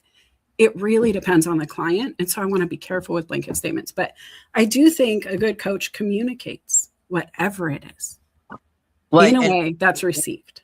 Well, one more thing, I don't mean to interrupt, but one thing I will say though is that a life coach, if someone has like an idea and they want to execute the idea, a life coach can also show improvement, show you improvements. Like, okay, you want to do this? Let's see how we can make this better. And I think that's also important because the improvements that you do, it will impact on whatever aspect of life that you're trying to focus on. So they show you improvements, and those improvements can have a positive impact on you. So that's also what a life coach also does. But thank you for having me. I was very nervous, and I'm so excited to meet my first fan. But And thank I you. love this, Jay. I love you came. I love you shared. I think all of us have perspective. I just wanted to be careful with me because I'm not like most coaches. I definitely do the eyebrow. I do get more in your face and like, okay, no, but that's not what I'm hearing. Can I tell you what I'm actually seeing? And I will call people on what I see, right? Like if you tell me you want to lose weight, but I watch you eat a Snickers, I'm watching you eat a candy bar, right? I'm watching a candy bar go in your mouth right now. And sometimes they go, okay. And I'm like, let's math that together. And I get frustrated because I'm like, how are you doing both? But it is in the solutions. And that's something that, and sorry to leave that a booger with care, Aaron, but something that Aaron said earlier was like staying focused on the play. It is the coaching from the sidelines. It is passion. It is fun. It is in your face, but it is passion to do the thing you said you wanted to do. I become the best cheerleader, coach, partner, hand me the ball. I'll run with it sometimes. If you don't have it, I will go through and figure out like what you should be talking about for you as your marketing person, if that's what I'm coaching you on. And it's being able to see what's needed in the moment, not necessarily like just drive the concept we said we're doing. The Venn diagram that works best is the one that moves and your circles change shape and size, and the family becomes the bigger priority on the weekends and business goes smaller. And then, every day they come in and out. It's bubbles floating in and out of perspective. And if you can shift with it, if you can be open to it, if you can hear the coaches and the people on the play who are seeing what you're not, I think you do really well. Also, David, I am so glad you're coming to the stage. David Pushkin is one of my favorite voices from audio rooms forever ago. I will never forget when you first came into the room. It always will tickle my spirit to have experienced that moment. And you said voice over. You want to be a voiceover artist, David Pushkin? I'm going to unmute you and ask you because, oh, wait, you're muted still. You got to unmute. But I want to know more about you wanting to be a voiceover artist. Yes. Happy Saturday, all. It's something I've thought about, I just thought about it and I was like, it could be something. I hear a lot of people saying, I've got a great voice and things like that. And, I just want to I think storytelling is really important. We've got a lot of really good storytellers on LinkedIn and, stories are really important. So that's something I want to do. That's in short. Did you know, David, that one of my clients is a voiceover artist? She's actually been at the Silva's Award for voiceover and just recently won a voiceover, a push to be highlighted for her talents. And so I feel like you should meet my friend. Okay. I feel like I could make this happen. And I know she's been looking for a male voice for some stuff. And so maybe we could just do some stuff for funsies to give you some stuff to put in your portfolio. Absolutely. Okay. Cool. Good. I'm glad that's taken care of. Now, why did you come on the stage originally? Yeah, now that's done. Life coaching. Again, this is another encouraging conversation. I mean, a couple of really interesting. It's been interesting, and I think around that, it's all about growth. You need to want to be coached because if you can talk, lead a horse to water and all that other good stuff, but if you're not willing to put in the work and kind of have the the accountability piece, it's not going to work. You sometimes you've got to be able to look at yourself and have that evaluation and say, you know what, this isn't. I'm not right. I'm not doing this. And if you always think you're right, you're always going to be wrong. And that's just simply what it's about. You got to want to grow, and you have to have those supportive people around you. And support for me is a little bit different. It's not a yes person mentality. Oh yeah, you're amazing, Vanessa. You're amazing, David. No. You need to kind of make this improvement and do this and do this. And that is what is super important. How, be open, have that curiosity mindset, be open to kind of growing, and be, admit when you're wrong, admit that there's improvement to be made, and admit that there's growth.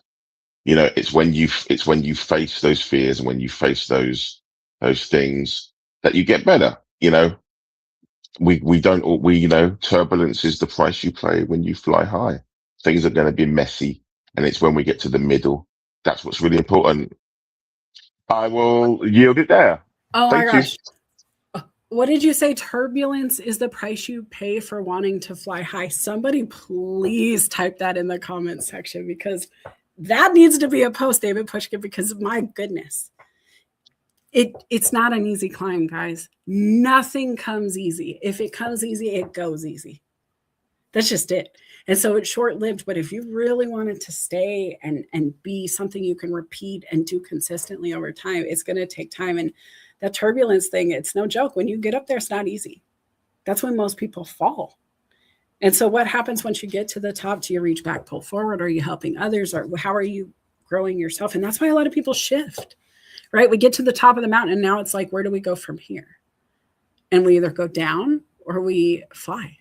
And we change course and we go to a different mountain and we go to a different place and we just evolve, right? And so, oh my gosh, David, I got to do a whole show on that. Also, I already texted my friend Annette to tell her about you because I was that excited while you were talking. I couldn't help myself.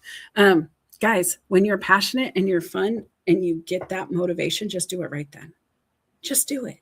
Because really, when you think about swimming in the pool, if you guys ever got on the diving board, if you paused, if you slowed down at all at the end and didn't just go after you climbed, you probably waited too long and probably even climbed back down. But if you just ran up there and didn't even think about it and went, you got the action. You were in the fun. You were in the passion. Before you could even think about it, you were moving. And once you're moving, it's hard to slow down. So, my gosh, David, thank you for that. Felipe, I got to tell you, this has been an exciting show, and I still have more time. What are your thoughts on what David said? Because I know you have been pursuing other things, and I'm going to call him out right now because it is Christmas, guys. And if you haven't done it, then you need to check his author page out because we share a few books in common that we co-authored together, but he also wrote children's books. And I have one in my house right now. And I know another one's coming in Spanish, might even be out. I don't know. I haven't heard. But that's a completely different part of your life, Felipe. What It is. What was that about?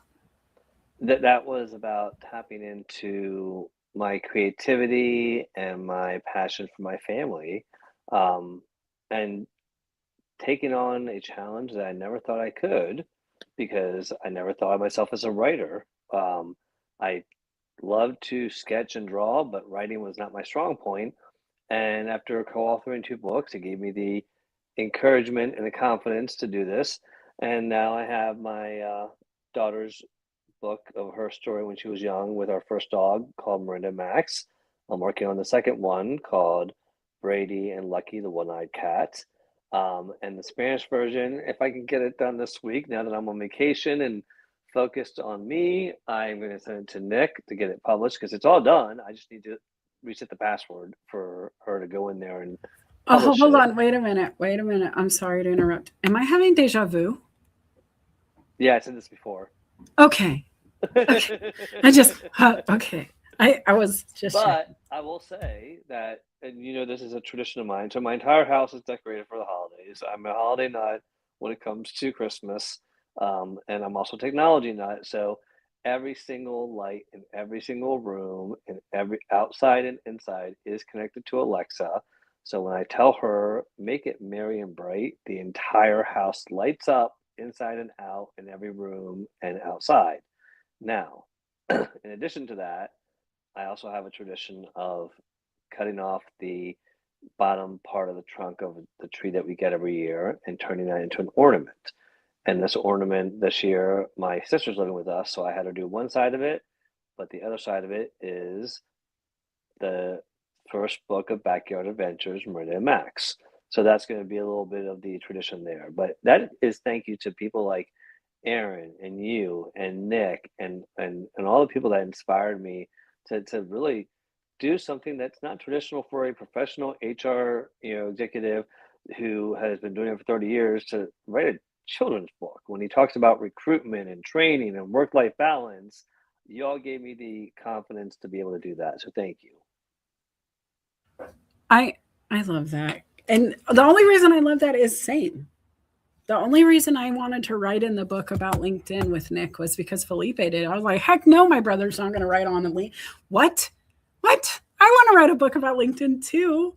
And that motivated me to go. And then the next one, I remember us having the conversation where I was like, I'm writing in legacy. Are you writing? You're like, I don't know. I'm so busy. I was like, you're writing in legacy. I'm not writing this book without my brother. And he's like, fine. And then we talk about your book. I'm like, go talk to Nick. Do it. I dare you, kind of thing. Like, why not? Right. We both just push and push. And that's the alignment, guys. The Aaron Gibson, how many times have you been published now, Aaron? Where are you? Come up here and tell me, because he's part of that group too. We all push each other. Bill, if you want to come back up. I see you got booted mid-sentence. You didn't get booted. I certainly was not letting Felipe speak for me, but he was saying the wrong things. And I was like, tell him I didn't do it. I literally kicked myself out of my own room. But no, the mic was the only issue there. But I do want to encourage everyone to please, go out there and put yourself out there and take that risk of trying something new, different. You can use skill, and people like Melissa are great coaches to help you get there and not let your own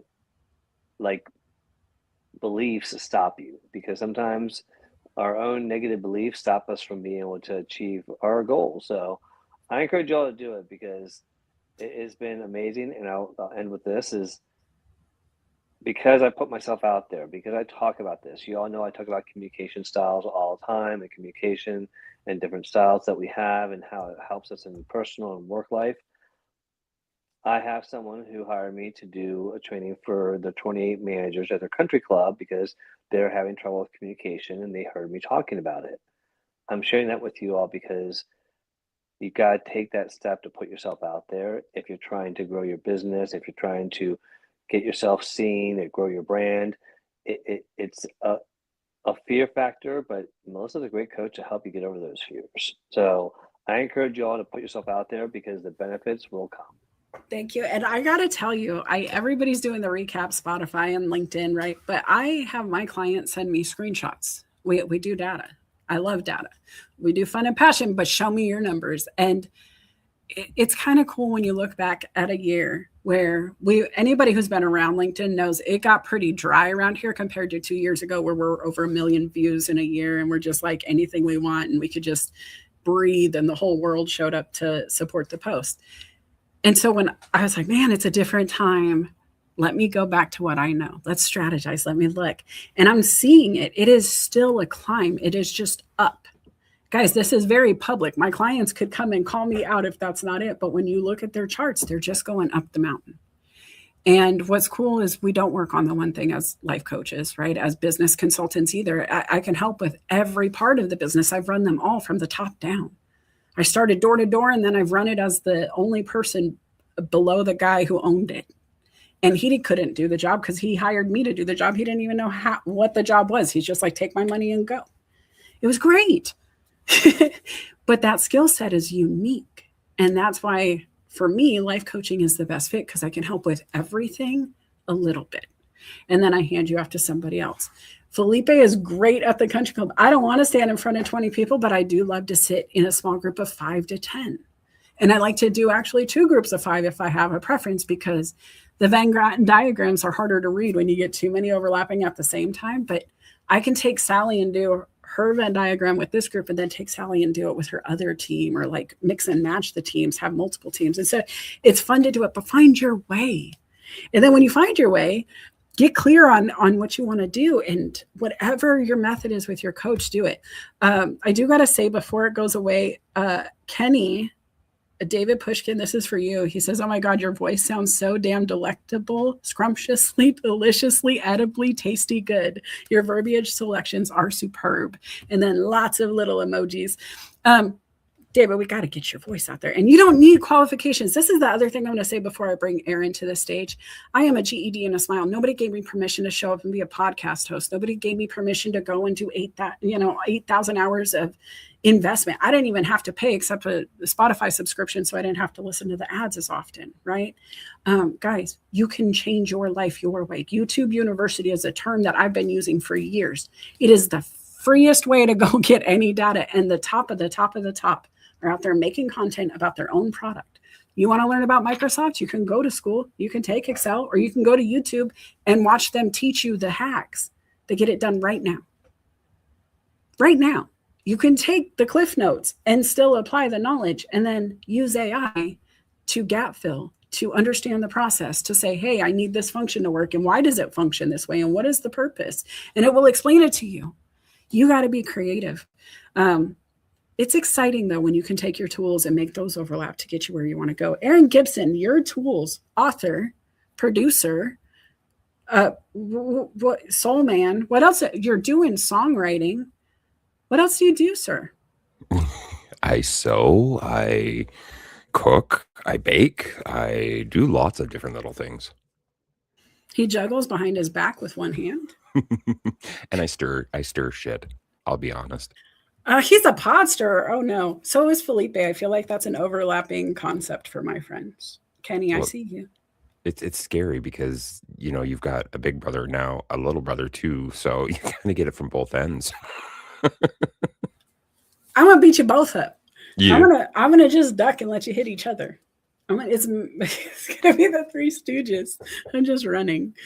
Aaron, really though, how many books have you written now? Co-written. We are at book 8 chapters as of this year. And songs? We are so published or unpublished because we're up to I've got about Dealer's 145 songs, but only 130 are published right now.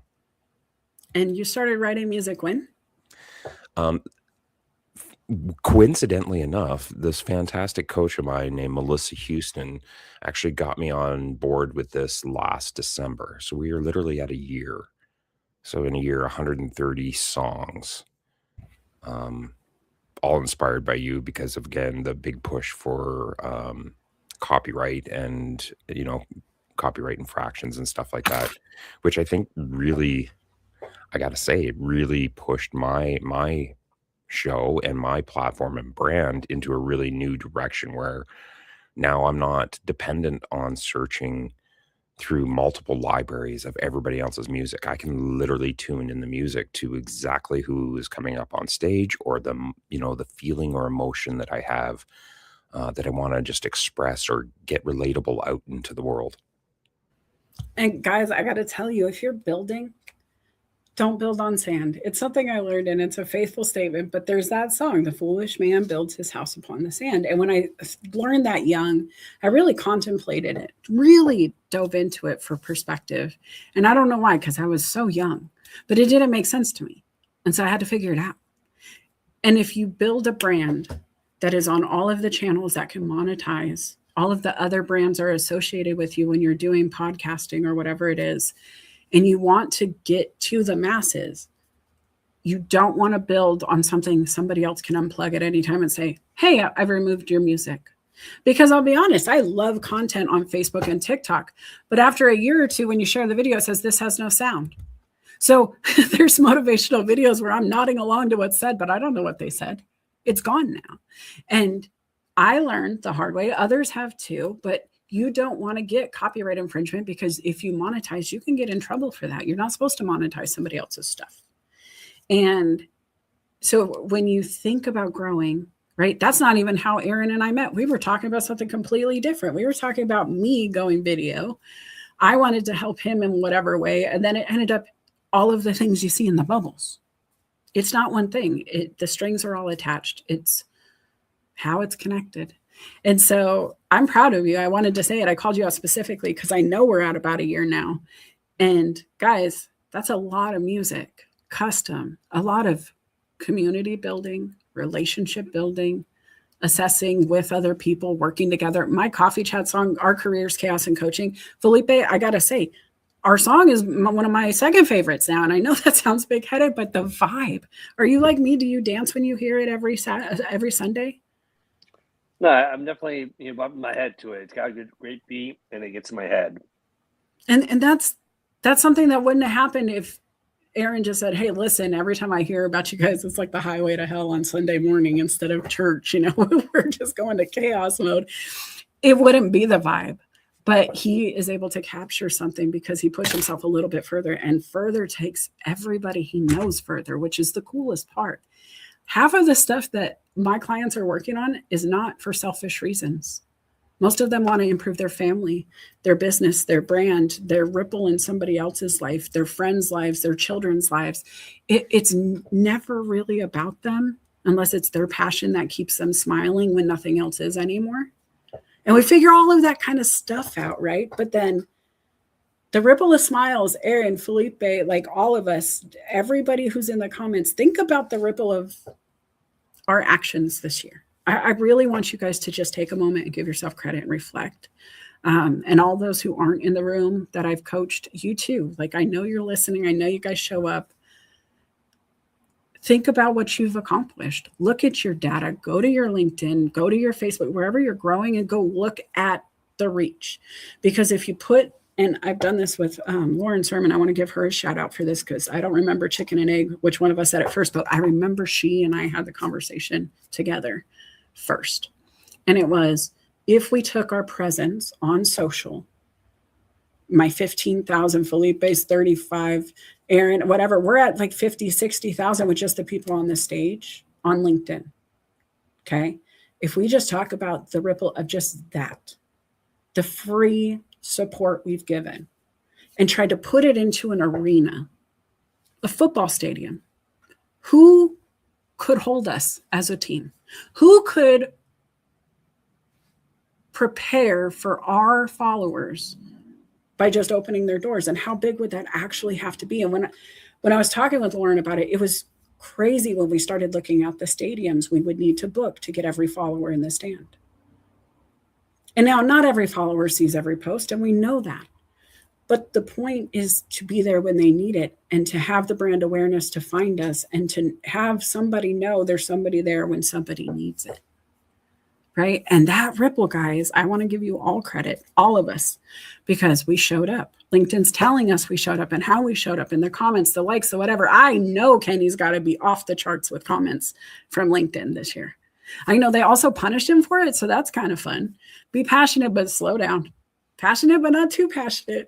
And it is about balance, but it's fun to watch this happen. And so thank you guys for being part of the journey. All of you who showed up for yourselves and others, whether it was my show or somebody else's, because everybody needs the lesson. It wouldn't be on our hearts if it wasn't needed. I really believe that in my soul. There's a reason we are called or motivated or pushed to want to get it done. And when I was scrolling this morning before the show on another platform, I don't even know which one because I jump a lot.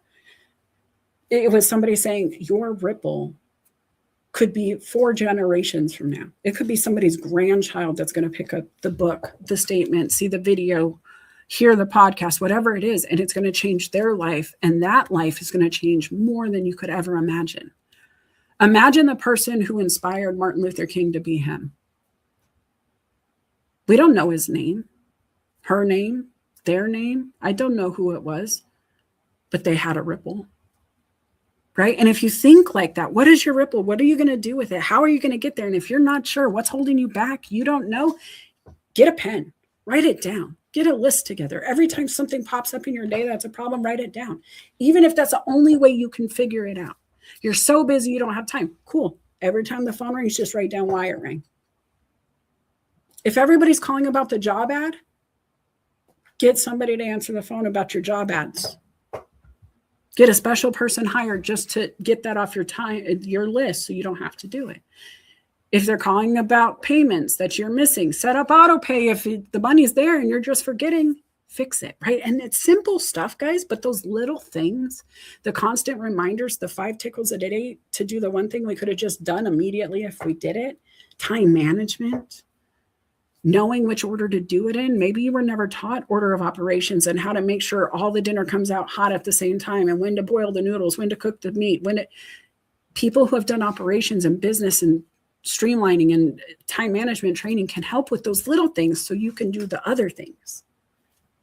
That's the stuff you got to figure out. And we're coming into a new year. Everybody is 11 days away from making themselves a promise they're either going to keep or they're not.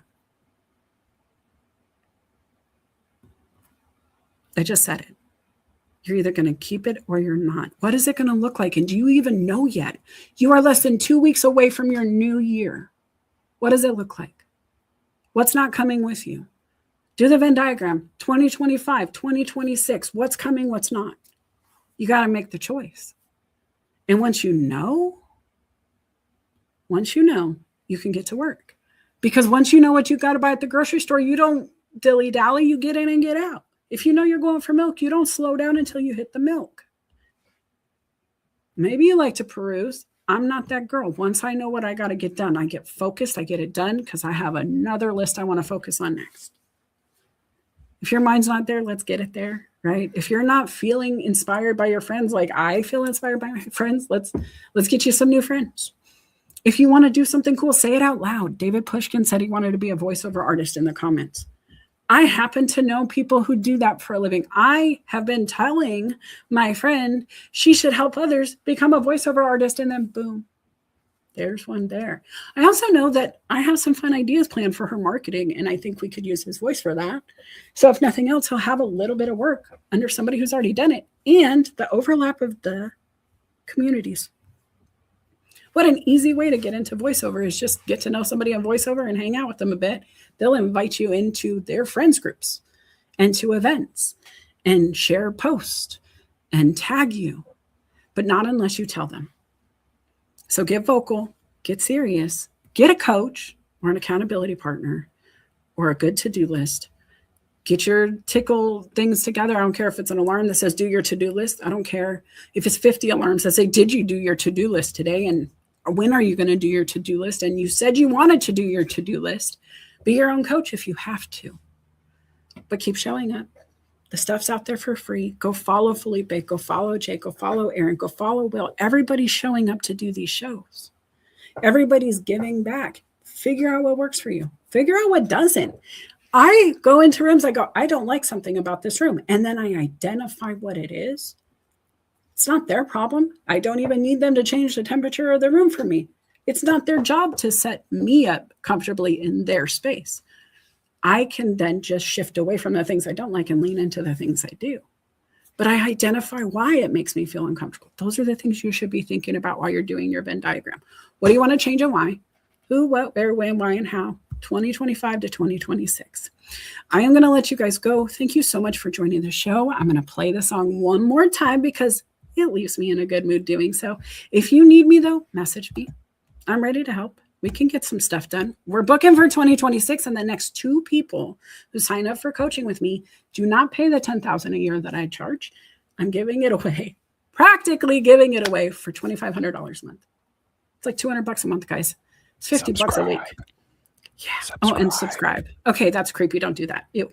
Okay, bye, guys. I'll talk to you soon.